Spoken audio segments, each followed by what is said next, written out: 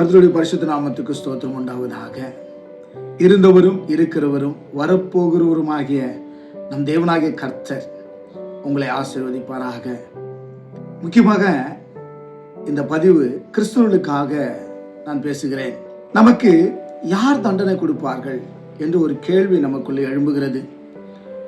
ஒருவேளை பிசாசு நம்மளை தண்டிச்சிடுவானா, ஆண்டவர் நம்மளை தண்டிப்பாரா அப்படின்ற கேள்வி நமக்குள்ள இருக்கிறது. நல்லா கவனிச்சு பார்த்தீங்கன்னாக்க ஒவ்வொரு கிறிஸ்துவர்களும் நம்ம பந்தி எடுக்கும்போது ஒரு வசனத்தை வாசித்து பந்தி எடுக்கிறது ரொம்ப பழக்கமாக இருக்கிறது. 1 கொரிந்தியர் 11வது அதிகாரம் 29வது வசனம் இப்படியா சொல்லுகிறது. இனத்தினால் எனில் அபாத்திரமாய் போஜனம் பானம் பண்ணுகிறவன் கர்த்தருடைய சரீரம் என்னதென்று நிதானித்து அறியாதனாலேயே தனக்கு ஆக்கினை தீர்ப்பு வரும்படியாக இந்த போஜனம் பானம் பண்ணுகிறான்னு சொல்லிட்டு வசனம் சொல்லுகிறது. நல்லா கவனிச்சு பாருங்க. தனக்கு ஆக்கினை தீர்ப்பு வரும்படியாக இந்த அப்பத்தை புசிக்கிறான் அப்படின்னு சொல்லுது. தண்டனை நமக்கு யாரும் கொடுக்க போறதில்ல, நமக்கு நாம தான் தண்டனை கொடுத்துக்க போறோம். தேவன் கொடுக்கிறவர் அல்ல. நமக்கு சுதந்திரத்தை கொடுக்கிறதுக்காக தான் அவர் இந்த பூலோகத்துக்கு வந்தார். நம்மள தேவன் காப்பாற்றுவதற்கு தான் இந்த உலகத்துக்கு வந்து நமக்கு ஜீவனை கொடுத்தார்.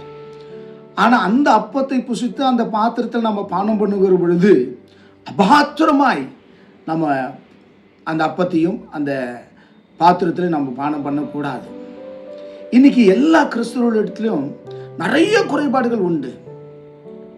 ஒரு சில குறைபாடுகள் அல்ல, நிறைய குறைபாடுகள் உண்டு. பொய் சொல்றோம், கோவப்படுறோம், அடுத்தவங்களை பத்தி குறை கூறுகிறோம். இப்பேற்பட்ட காரியங்கள் நமக்குள்ள இருக்கிற பொழுது நாம எந்த விதத்துல தேவனை பிரியப்படுத்த முடியும்? அப்ப தேவனை பிரியப்படுத்தாத கிறிஸ்தவர்களா தான் நம்ம இருக்கிறோம். தேவனுக்கு உகந்த கிறிஸ்தவர்களா இல்ல. அப்ப தேவன் என்னை வந்து கை விட்டுட்டாரு, தேவன் என்ன தேவன் தண்டிக்கிறவர் அல்ல. தண்டனைக்கு பாத்திரங்களா நம்மளை நாமளே மாற்றிக் கொள்ளுகிறோம். ஆகினால இது கேட்டுக்கொண்டிருக்கிற என் அருமையான சகோதர சகோதரிகளே, நீங்க வருகிற நாட்களில் இந்த அபாத்திரமான பாத்திரத்தில் பங்கு பண்ணாதபடிக்கு எச்சரிக்கையா இருக்க வேண்டும் என்று கர்த்தருடைய வார்த்தை நம்மளை எச்சரிக்கிறது. ஆகினாலேயே அதை நாம் ஜாக்கிரதையாய் நாம் பயன்படுத்த வேண்டியது அவசியமா இருக்கிறது. மீண்டும் ஒரு வீடியோல நான் சந்திக்கிறேன். கர்த்தர் உங்களை ஆசீர்வதிப்பாராக.